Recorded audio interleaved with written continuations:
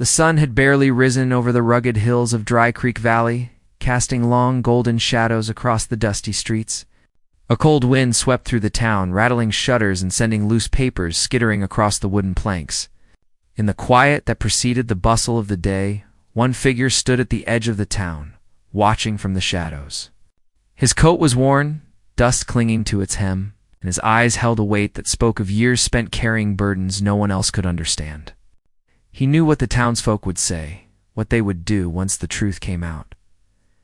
She had always been different, fierce in a way that drew both admiration and fear, with hair the color of midnight and eyes that seemed to pierce through pretense.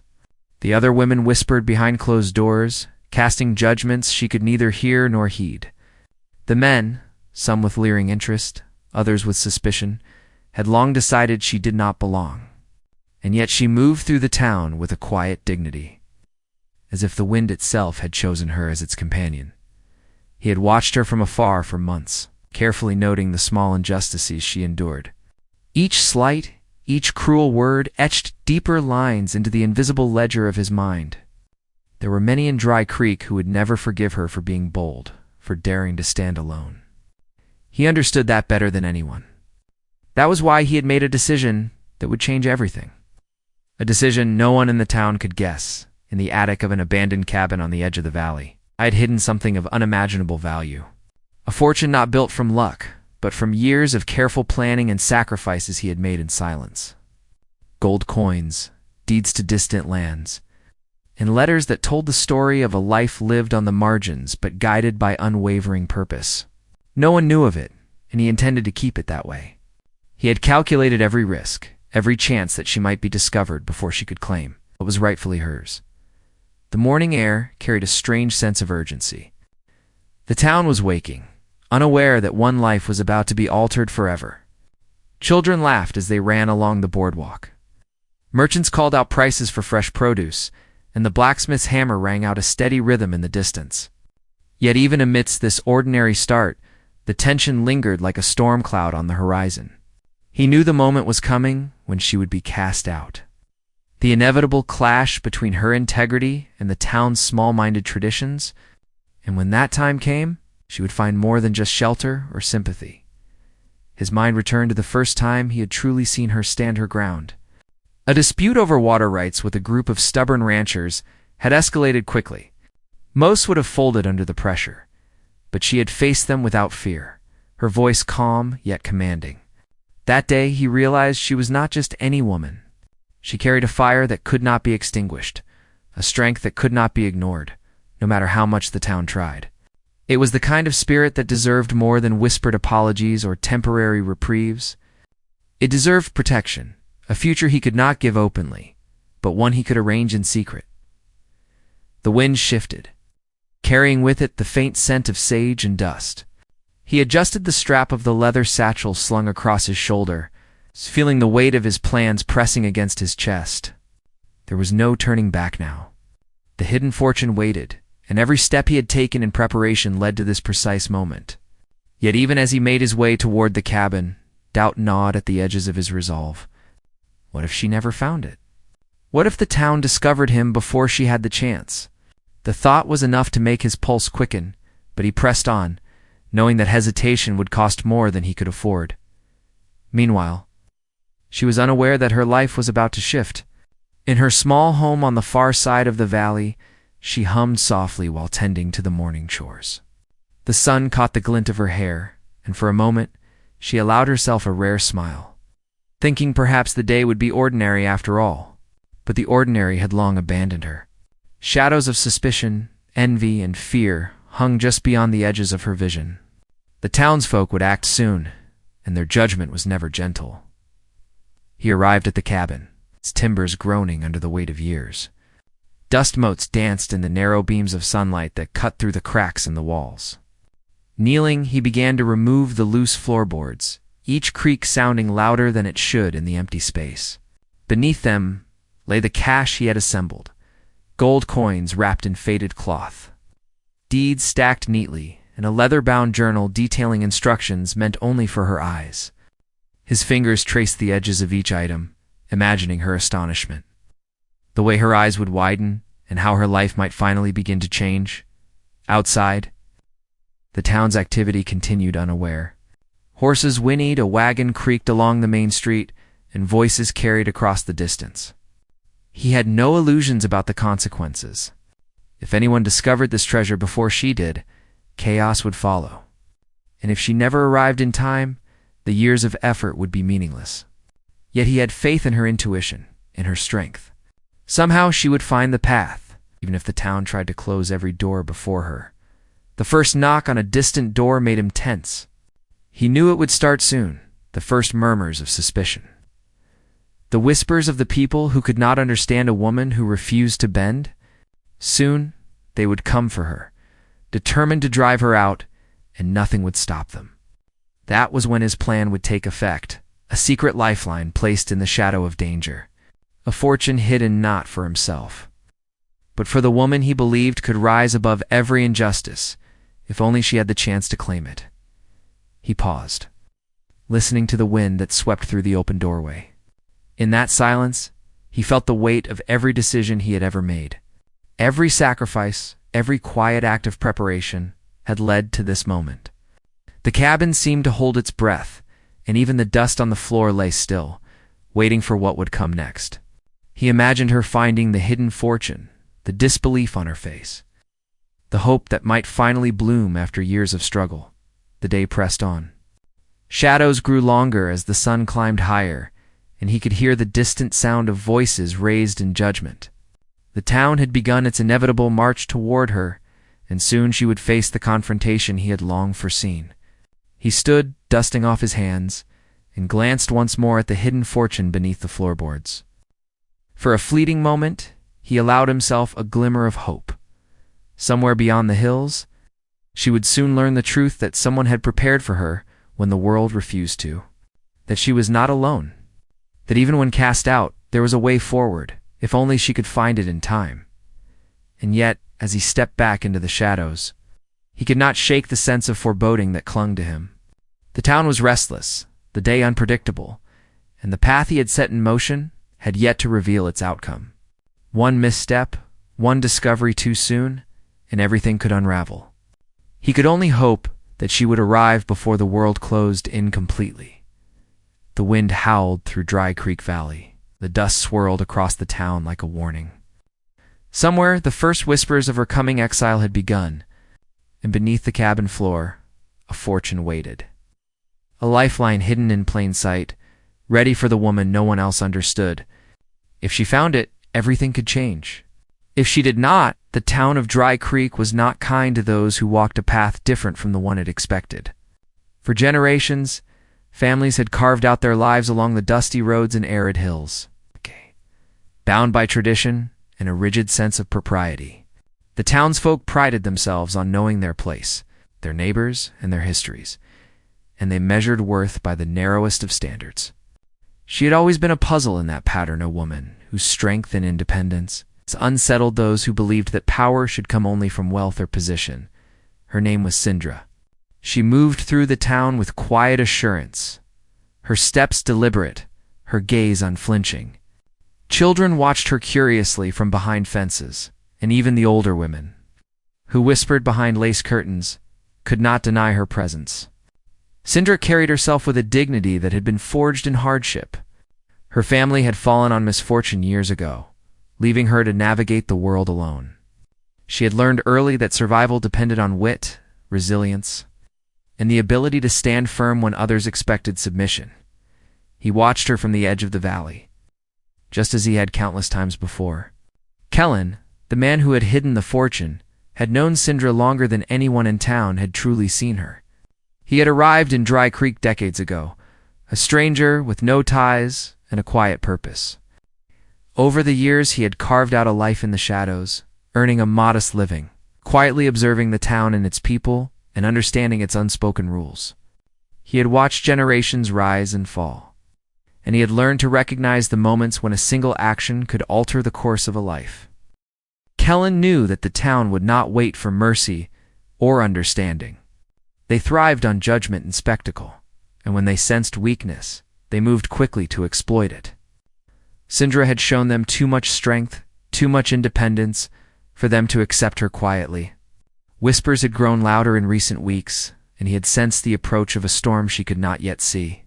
It was not just personal animosity, there were debts, old rivalries, and the jealousies of those who feared her influence. Dry Creek had never been forgiving to women like Syndra. It never would be. The cabin where he had hidden the fortune held secrets of its own. Its timbers were weathered, the roof sagged in places, and the walls carried the smell of dust and age. Yet within its simple structure, Kellen had placed something far more valuable than material wealth. He had left clues, hints of its existence, and instructions written in careful script. Each item he stored coins, deeds. Journals was a piece of a larger plan designed to ensure that Syndra had the chance to reclaim her future. The cabin was more than a hiding place. It was a bridge between the present and a life she might never have imagined. Back in town, Syndra sensed change without fully understanding it. A blacksmith, a man usually silent and steady, had given her a pointed look as she passed. Children who normally played nearby ran indoors when her shadow approached. And in the market, traders who once greeted her with casual smiles now avoided eye contact, murmuring under their breath. She could feel the tension thickening, though she could not name its source. The town was shifting, and she was at its center. Kellen's mind wandered as he watched her from the ridge. He remembered the first time he had truly seen her in danger. A man named Brannon, one of the wealthier ranchers, had accused her of taking what did not belong to her, a small parcel of land barely worth the mention in any ledger. Most would have cowered, bowed, and fled. But Syndra had stood her ground, defiant and composed, arguing her case with words sharp enough to cut through arrogance. Kellen had been there, hidden in the shadows, and had felt an odd mixture of admiration and fear. She was strong, but the town's hatred was growing like a wildfire, and he knew it would not stop until it consumed her. He had begun preparing for that moment months ago. Each trip to distant towns, each trade he made, each careful saving of coin and acquisition of property, all were done with one purpose in mind. When the day came that Syndra would be forced out, she would not face the world empty-handed.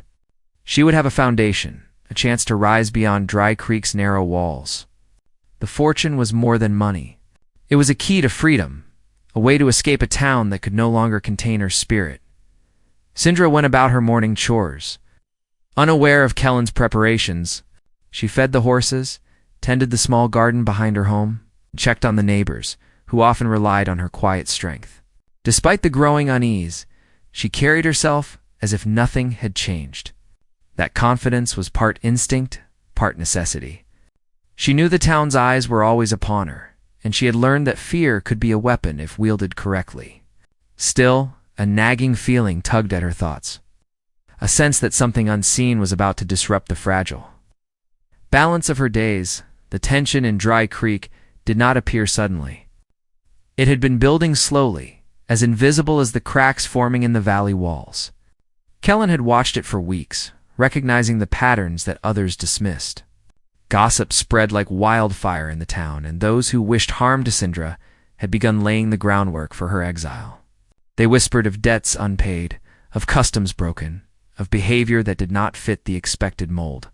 And the more they spoke, the more they believed their own stories, till the truth became irrelevant. Kellen had no illusions about what was coming. The people who would confront her were not cruel for the sake of cruelty. They were products of a system that punished difference, that measured worth by conformity. Their anger would be sharp, their actions swift. And yet, he had also seen the sparks of hope, the small acts of kindness that could appear when least expected. There were those in the town, quiet observers, who might choose to aid her if given the chance. Kellen counted on that possibility, weaving it into the careful design of his plan, even as he considered these factors. He could not ignore the growing urgency. The first signs of confrontation were near. Voices carried across the valley, faint but distinct. He caught fragments of conversation, rumors of discontent, arguments over her supposed failings. The tension was palpable, thickening the air like smoke before a fire. Kellen's heart quickened, but he remained calm. He had prepared for this, planned for every possible interruption. Still, the unknown always held its own power. Sindra, in the meantime, felt an unease she could not place. The wind had shifted, carrying hints of dust and ash, the smell of horses, and a faint metallic temp she could not identify.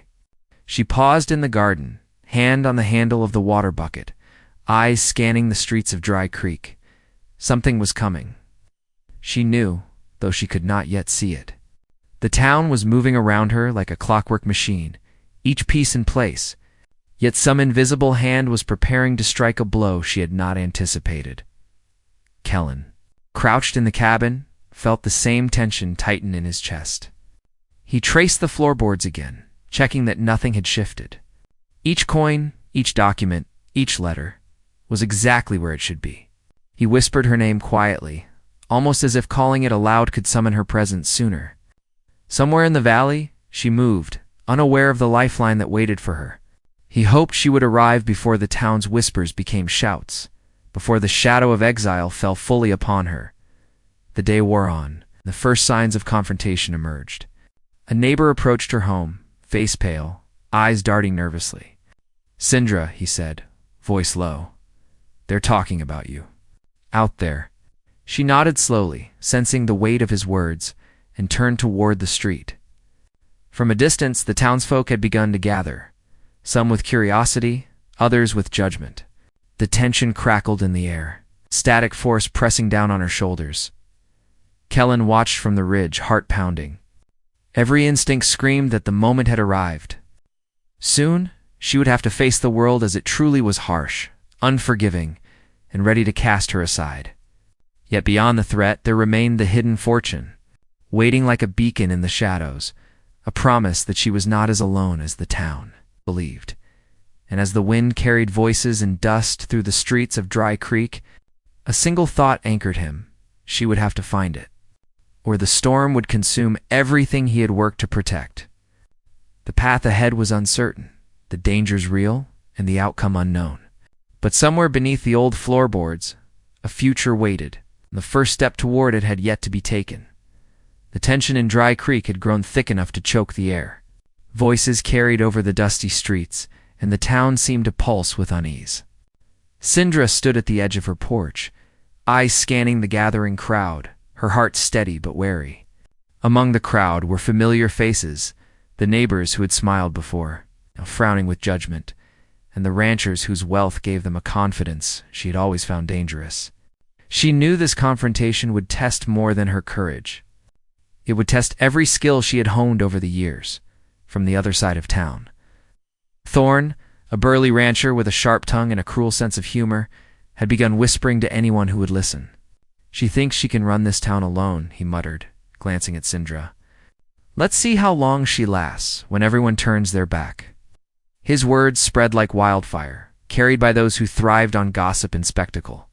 Yet, not all who heard them were willing to follow blindly. A few townsfolk exchanged uneasy glances, unsure whether they should join the chorus of disapproval or hold their tongues. Meanwhile, Kellen crouched in the shadows of the ridge, watching the scene unfold with a mixture of worry and determination.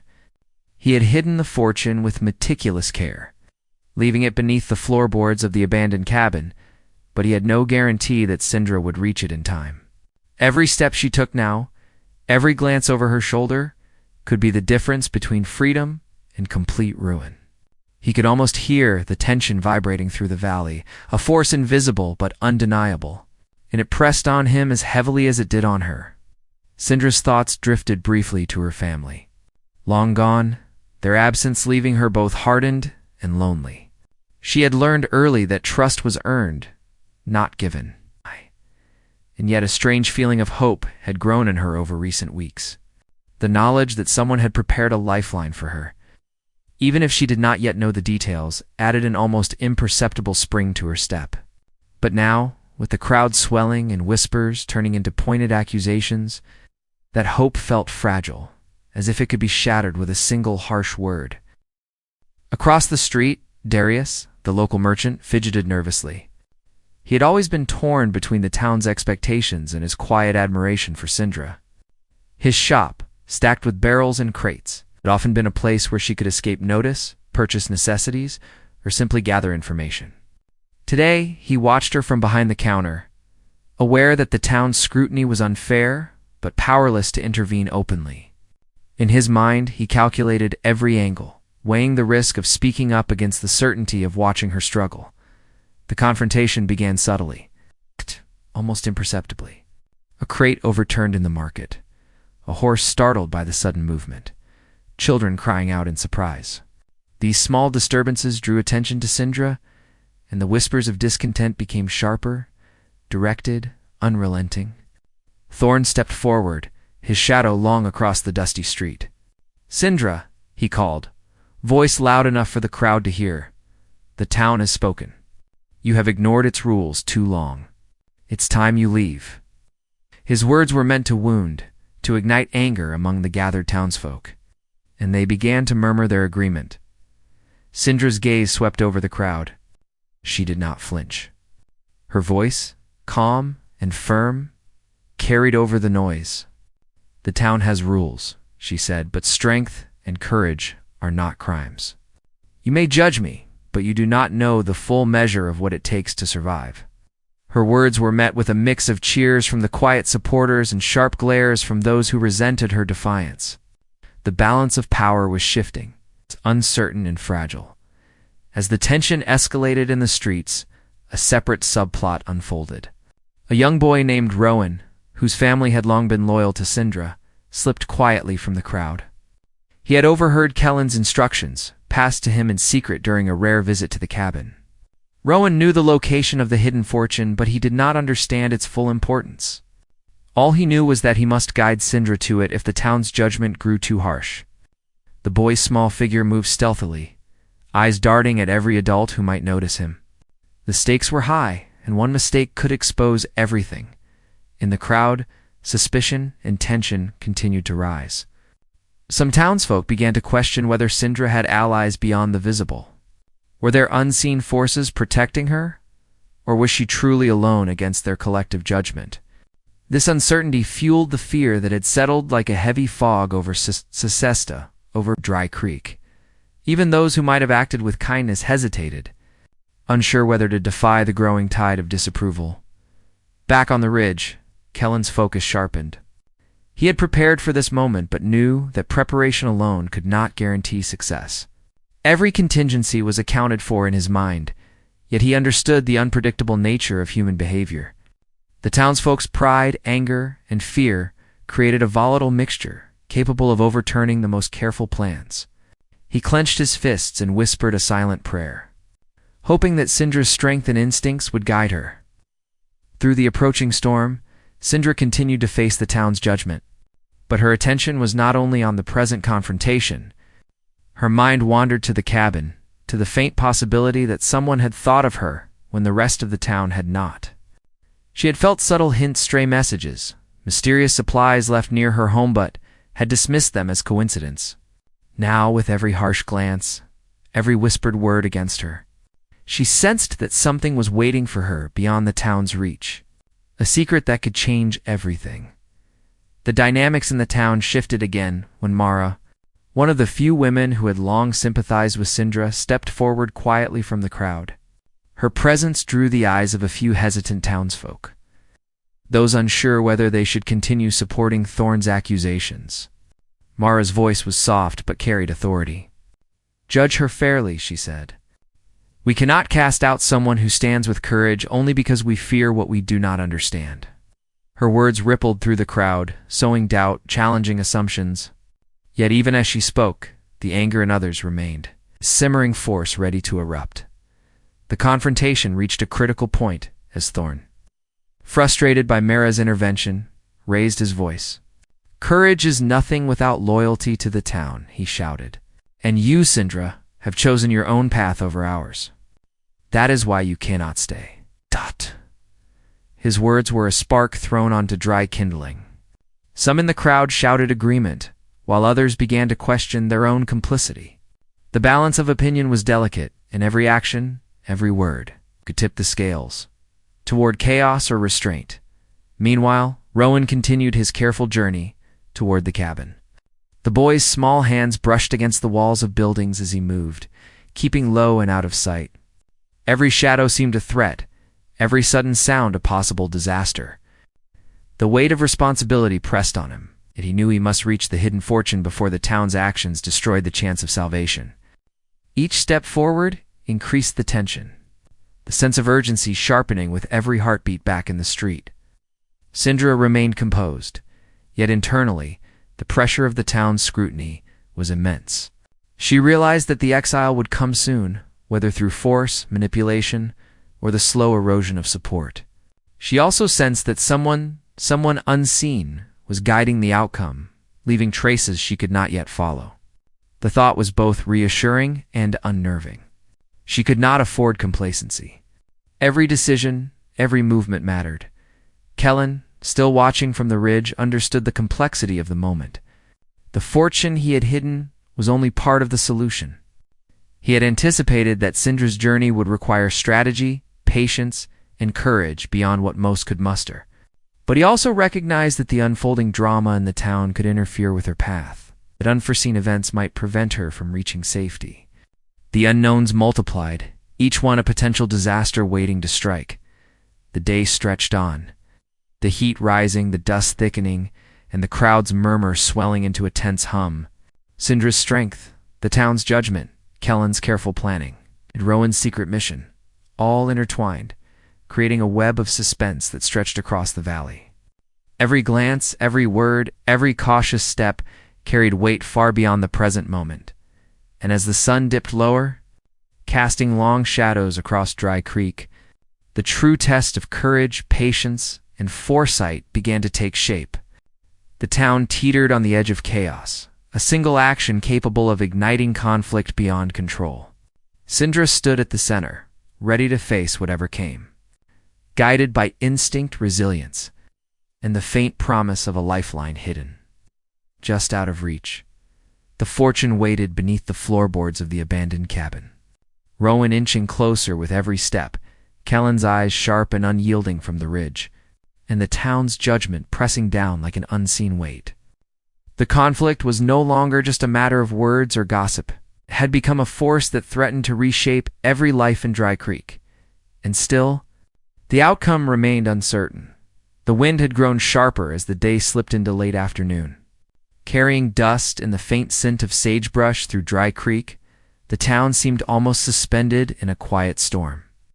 Every sound magnified: the creak of wagon wheels, the shuffle of boots on planks, the restless stirrings of horses. Sindra stood at the edge of the main street, her eyes scanning the faces that had turned against her. The anger, suspicion, and fear among the townsfolk had become a living thing. Pressing in from all sides, Thorn moved like a predator among the crowd, his bulk casting long shadows in the fading light. He whispered harshly to those closest, feeding their discontent, stoking the flames that threatened to engulf her. "She thinks she can outlast us all," he growled. "We'll see what happens when her luck runs dry." But even as he spoke, hesitation flickered in a few of the listeners' eyes. They had admired her courage before, even envied it quietly. That memory stirred a tension of its own, conflict between conformity and conscience. Kellen watched from the ridge, the weight of the hidden fortune pressing at his chest as heavily as the tension below.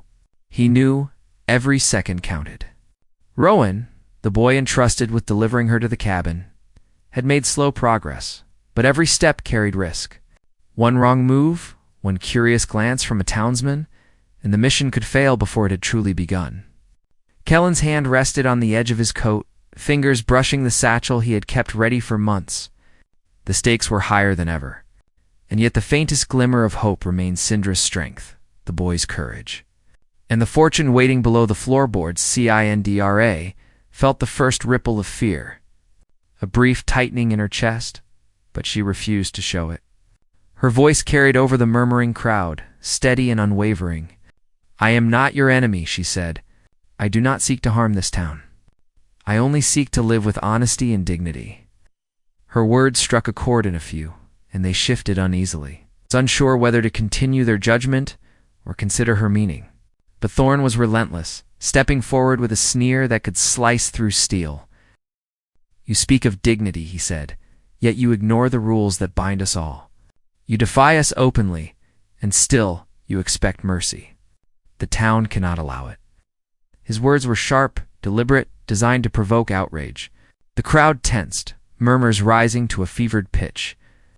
Children clutched their mothers' skirts, shopkeepers exchanged anxious glances, and even those who had once admired Sindra now hesitated, unsure if their silence would protect or condemn them.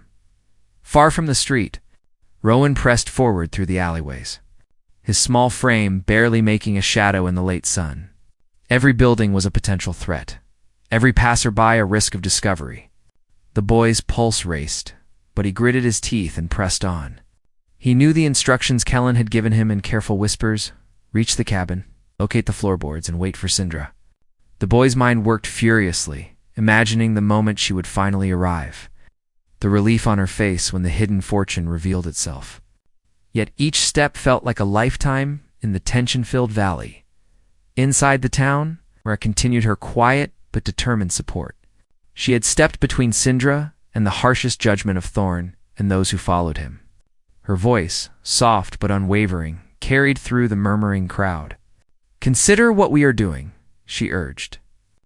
"She has never sought to harm us. She only asks to live freely, and we may regret our own harshness if we do not act with fairness."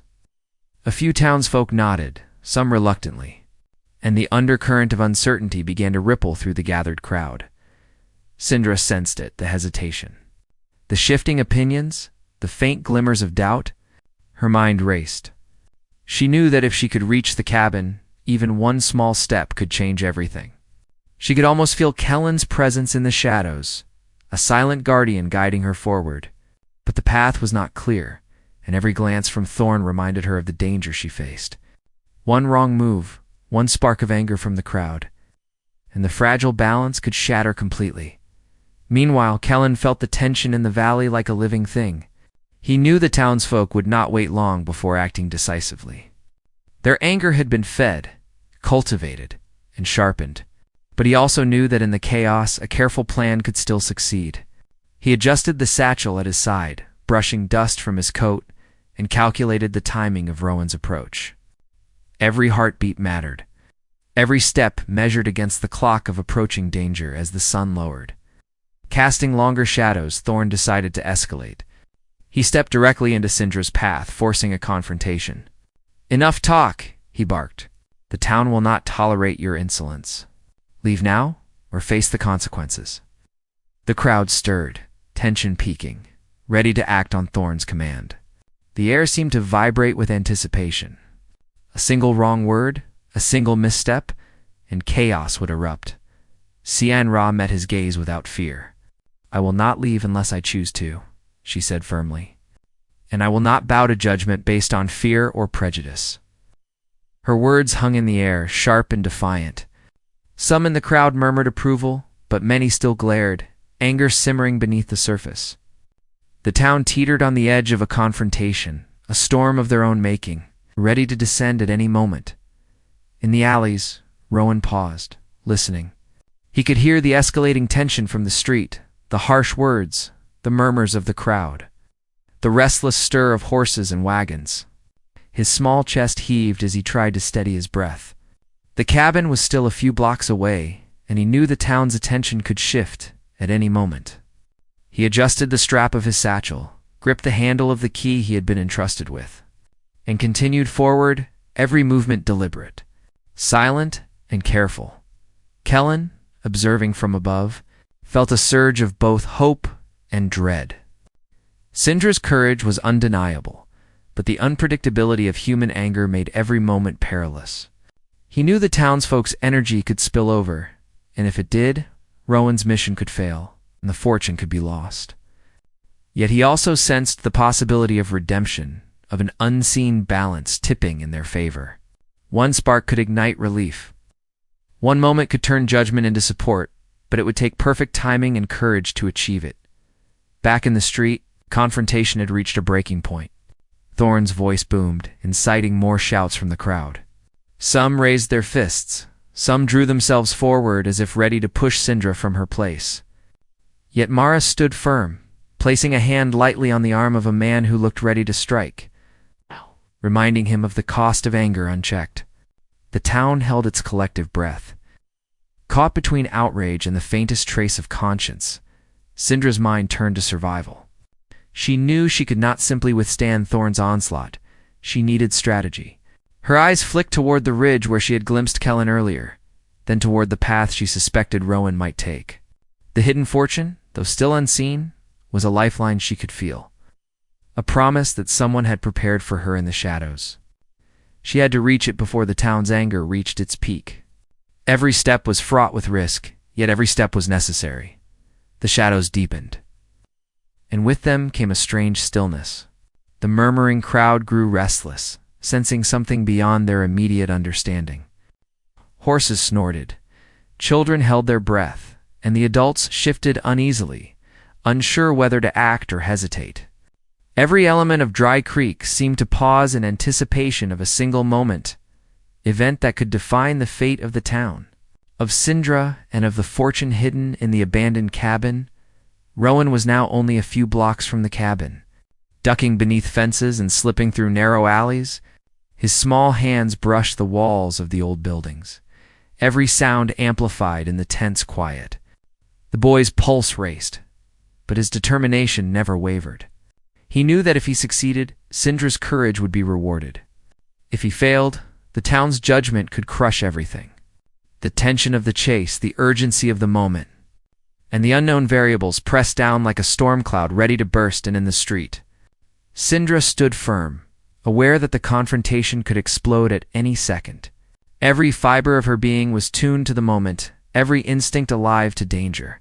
Thorn's shadow loomed, the crowd's energy was volatile, and Mara's subtle interventions were just enough to keep open the possibility of aid. The town teetered on the edge, ready to act, ready to tip the balance either toward disaster or toward hope. Kellen clenched his jaw, watching the intricate dance unfold below. Rowan moved steadily toward the cabin. Syndra held her ground against the crowd, the tension stretched to its breaking point. One misstep, one loud outburst, one sudden movement could ignite chaos. Every heartbeat in Dry Creek seemed synchronized with the suspense, every glance, every whisper, every footstep carrying the weight of imminent change. As the sun dipped closer to the horizon, casting long, twisting shadows across the dusty town, the stage was set. Syndra faced the culmination of the town's judgment. Rowan approached the cabin with the fortune that could save her. Kellen watched over it all with a mixture of hope, fear, and anticipation. The tension was unbearable, yet electric. A living thing pulsing through the streets, the alleys, and the hills surrounding Dry Creek, the moment before the storm had arrived. Every character poised on the brink, every decision and action about to collide. And as the first whispers of the approaching night crept across the valley, everyone, Syndra, Rowan, Kellen, Thorn, Mara, and the townsfolk stood at the edge of a pivotal moment that would test courage, loyalty, and destiny itself. The climax was near, yet the resolution remained just out of reach. Hanging in the air like the hush before a lightning strike, the sun had sunk low behind the hills, painting the sky with streaks of gold and crimson, as if the world itself paused to watch what was about to unfold. The town of Dry Creek had grown silent, tension coiled like a spring ready to snap. Syndra's eyes remained steady, her pulse in rhythm with the faint, distant sound of Rowan's hurried steps. Somewhere in the alleys, the boy moved with purpose. A lifeline she had only begun to suspect, and Kellen watched from the ridge above, his heart clenched with both fear and hope. Thorn had taken one last step toward her, the weight of his pride and anger etched in the hard lines of his face. "You cannot stay," he said, voice sharp as stone. "The town will not allow it. Leave now or—" He let the threat hang, unfinished, as if the town itself might finish it for him. The murmurs of the crowd shifted uneasily, uncertainty breaking through the fog of anger he had tried so carefully to build. Syndra's gaze flicked toward the cabin. Just beyond the edge of the valley, she had not yet seen the path Rowan was taking, but instinct told her it existed. She had survived because she had learned to trust that instinct, to follow the faintest threads of guidance through even the harshest circumstances. Her voice rose, calm but commanding. "The town is more than the sum of its fears. You cannot define me by what you do not understand. I will not leave because you are afraid of strength." A ripple of whispers ran through the crowd. Some nodded subtly, hesitant but persuaded by her conviction. Others clenched fists, still simmering with resentment. Mara stepped forward, holding the attention of those who had wavered, reminding them gently of fairness, compassion, and courage. "Judge wisely," she said. "We may regret injustice if we allow anger to cloud our minds." Her presence was like a steadying hand on the frayed nerves of the town, offering a chance for reason to take hold before the storm erupted. Rowan was now within sight of the cabin. His small form darted between shadows, careful to remain unseen. Each step brought him closer to the floorboards beneath which Kellen had hidden the fortune. The weight of responsibility pressed on him like never before, yet determination pushed him forward.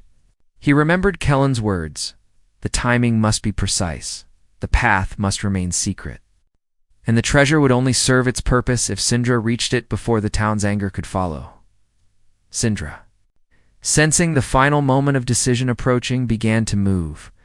Each step toward the cabin was deliberate, measured, and quiet. The town seemed to hold its collective breath as she slipped past the edge of the street, past the stares of those who would judge, and into the alleys that led toward her destiny. Even Thorn faltered slightly, the certainty in his steps shaken by the courage and composure she carried. Kellen felt a surge of hope as he watched Rowan slip into the cabin. The boy knelt beside the floorboards, removing the boards one by one with hands trembling from effort and adrenaline. Beneath them lay the fortune, gold coins glinting in the dimming light, neatly stacked deeds, and the carefully written journal outlining instructions, explanations, and encouragement. Rowan's eyes widened as he understood the significance. He whispered Sindra's name, signaling her to move faster. She responded immediately, breaking into a run that carried urgency in every step. The town below had begun to stir with unease. Thorn barked commands, demanding her return, but many of the townsfolk froze, unsure whether to follow. Some had begun to whisper among themselves, realizing the depth of their misjudgment. The confrontation that had seemed inevitable now wavered on the edge of uncertainty. Courage, fear, loyalty, and conscience collided in a single moment. Sindra reached the cabin and paused at the door, breath catching in her chest. She could feel the energy of Kellen's preparation, the care with which every coin, every deed, and every letter had been placed for her alone. Rowan knelt beside the floorboards, nodding to guide her. Her hands moved quickly but carefully, lifting each board, revealing the treasure beneath. Her eyes widened with a mixture of disbelief and relief. The fortune was real, waiting for her exactly as Kellen had promised. "This. All this?" she whispered, voice trembling but not broken.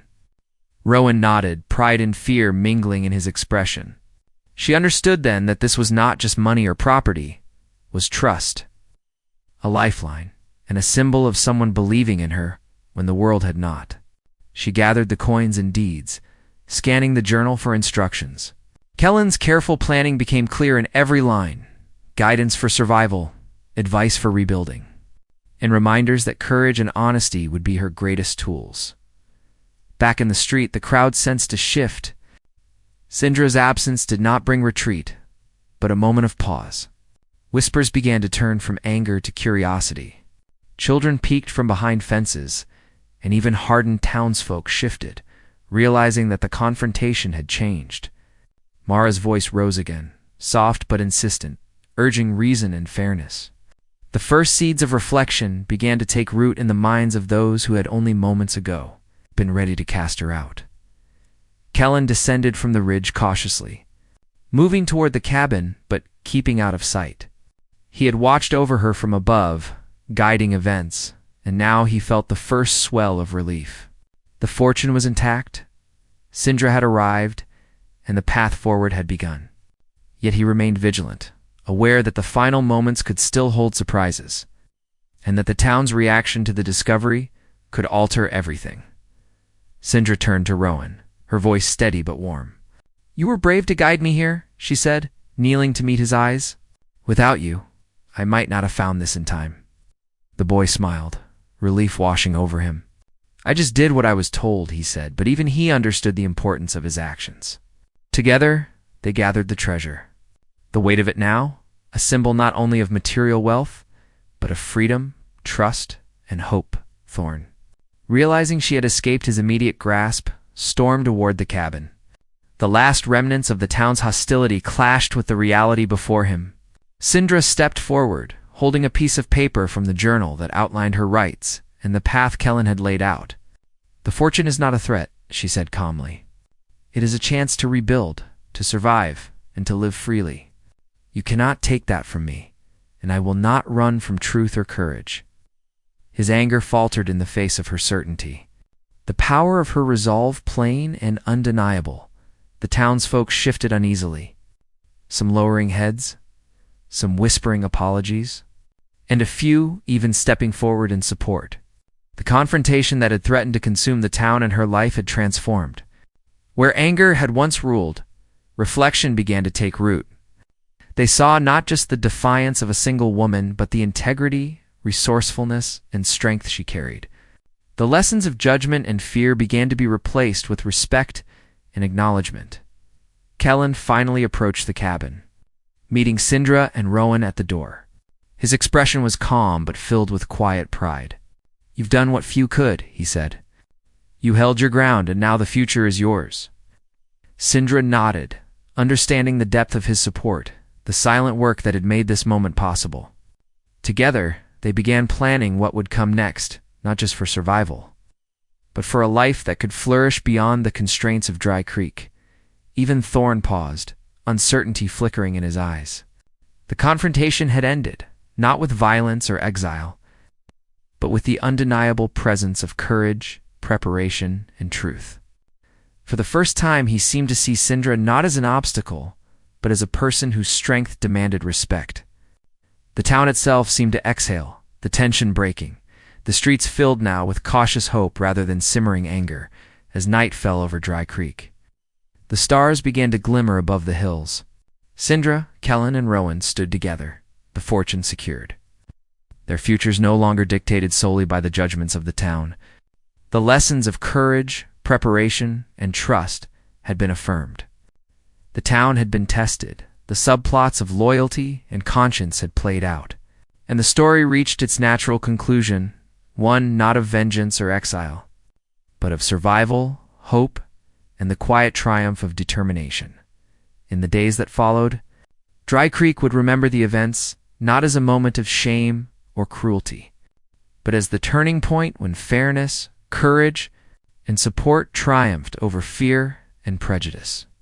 Sindra became a symbol of resilience, the hidden fortune a story of foresight and care, and the bonds forged in secrecy and trust endured.